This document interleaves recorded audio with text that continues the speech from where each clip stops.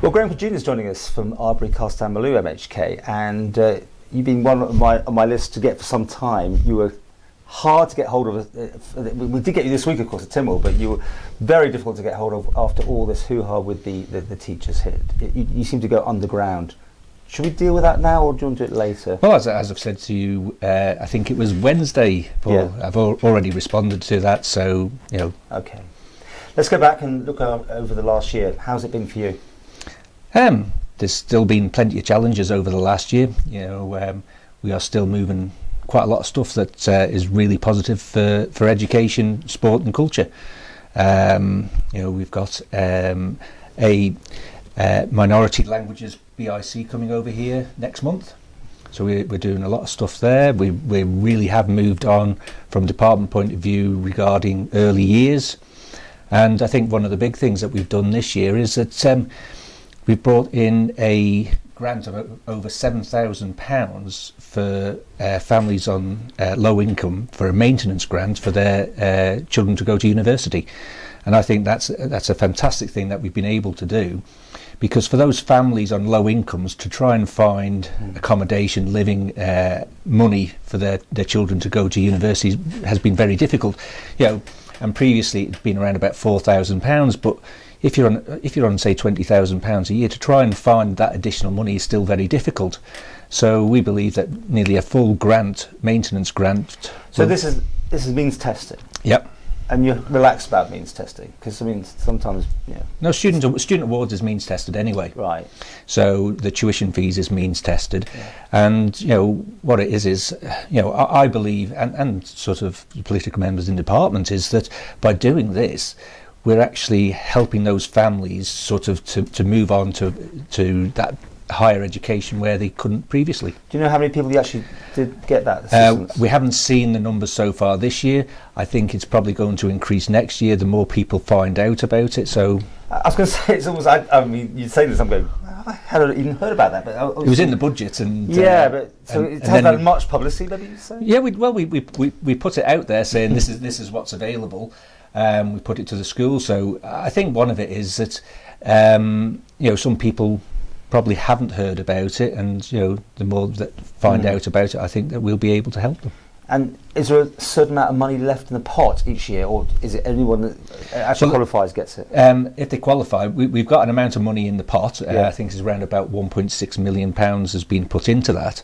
So you know, that's in there, and as it's means tested, the more money that you earn, it's reduced, and it's just over £60,000 where it actually starts going down to zero. So I think this is a fantastic thing for young people in the Isle of Man. People are rushing to find forms and everything right now. Is there certain dates every year you do it or something? Well, the people will have started for this year, but if they are at university and their income, you know, just need to get an application in. Let's keep with the education theme. I mean, we were talking about the new Castle Rushen, I think, last year round. Yep. Still hasn't really. Where are we up to, actually? I'll ask you that one, because I haven't heard much more about it. Right. We had a presentation on last night at Castle Rushen High School. Yeah. And it's we were showing the plans for the playing field. So this is a first phase of it.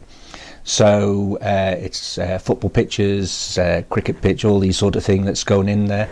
And we're also laying the grounds for the environmentally friendly type of the build by putting in for ground source heat pumps. Right, you're going for that option, because I think the last time we talked about it ages ago was that you got bog standard or the greener option. Well, look, we're digging up the field. We're taking the opportunity to go and do that work while it's there.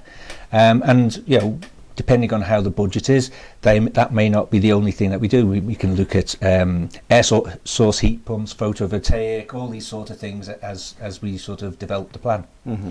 So, will we be talking about this next year this time, or do you think something more concrete? No, I'm hoping to go to Tynwald. This is all subject to Tynwald approval. I'm hoping to go to Tynwald early months of next year for approval for the funding, and I hope that we should be able to start round about March. Okay. On the field. So this is sort of moving on at a pace now. What else have you done in the last 12 months? Well, there's been lots of things that we've been. Of course, I was going to say you upset the teachers, but we can't talk about that. No, I haven't upset the teachers. What we've done is I had my first meeting with the teachers' unions the other week. and after that they suspended their industrial action with us, and we've put together a 10-point plan about how we're going to move forward.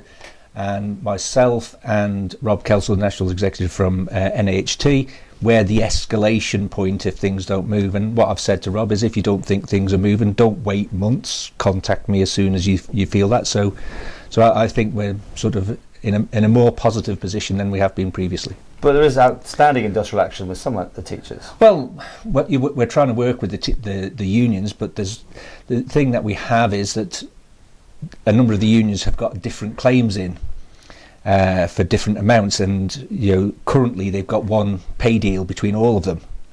And what we need to do is to get them around to decide what exactly as a group of unions do they actually want. Maybe you're missing something. I thought they had no confidence in you or something at one stage. No. You haven't been named. And no. Do they have confidence in you, as far as you know that? I would hope so. Okay. Because, I say you disappeared off the radar for a bit. I know you had a holiday and all that sort of thing, but somehow other people were coming up and being interviewed about it. Well, that's when I was away. It was when you were away. So nothing to do with you going underground or anything? No. Okay, that was just a myth. All right. What else? Well, you were sending messages when I was on holiday. I was trying to find. I was trying to find him. God, it's not often I get a holiday, and you get a holiday, and you start sending a message saying, "Oh, when can you come and do something?" I just send messages. I don't know where you are. Anything else before we move into the next section? Anything else from the last 12 months? As most people know, that sort of we've been moving ahead with the NSC, and you came down and you had a look at the NSC. Surprised you brought that one up, because it's gone a bit, we did that interview the other day. It's not as finished as it should have been. It's not, and it's contractual issues. The main contract and the subcontractors, and there's areas that haven't been finished, and we're trying our best within the confines of that contract to get those pieces finished. But some of these areas, because of the way of the contract, is more difficult to sort out when there's different people involved. So we've managed to get the main pool area open, but we're still sort of trying to work a way around how to get that leisure. But there was a major problem with the floor or something, was it? That cost a bit to sort out, or was delayed anyway? It was delayed. What happened was there was an issue with the boom in the middle that it had raised, but from what I understand, a data cable had been damaged underneath the floor. Oh, it's all computers, was it? And so the data cable had been damaged, and of course the computer said no, and that was it. This is from my understanding, is that they were trying to lower the floor, but the information wasn't going from the data cable to the other end. Right. So what the department did was we got in touch with the technicians who are in Holland, and they flew over. They've replaced the cable, and it's now operational. So that's just one of those areas that had to be finished off on that sort of main pool. Well, we've really majored on the education almost, but a bit small there. But just on this section, the Chief Minister, do you think he supports you? Because he gave me a very odd interview. He sounded like he was ticking you off. I mean, can you discuss that bit? I didn't think he was ticking me off. Oh, you didn't? Okay, fine. No, you feel you've got a job still? Yes, as we said the other day. Yes, and then you said, well, that was a bit short. No, I know. Well, the answer's I'm not going there. He's a yes, no man. No, it wasn't. No. You asked a close question, and you asked me the best.